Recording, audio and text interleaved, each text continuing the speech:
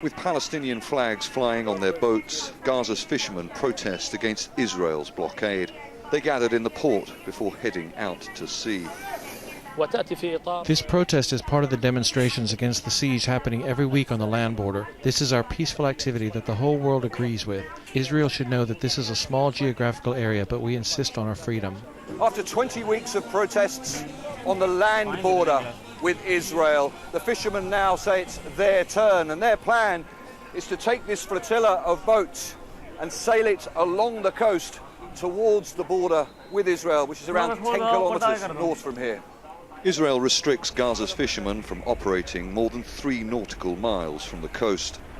The Israeli Navy has confiscated boats and killed 13 fishermen it says tried to breach the area it allows the fishermen to work in since the siege began almost 12 years ago. As the boats sailed towards the border, people walked along the beach in support.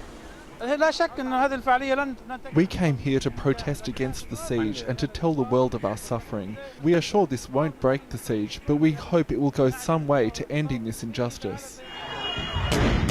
The protests come days after the worst escalation of violence between Israel and Hamas since the 2014 war.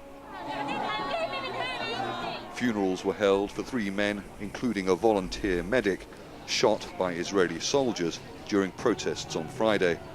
A delegation representing the UN's Middle East peace envoy, seen here in Gaza in July, have been meeting Hamas leaders trying to forge a lasting truce.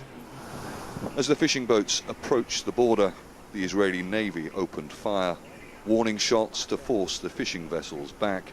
The boats turned and headed for the port. Israel has refused to formally acknowledge a truce announced by Hamas on Thursday. There are fears anything either side calls a provocation could result in more violence.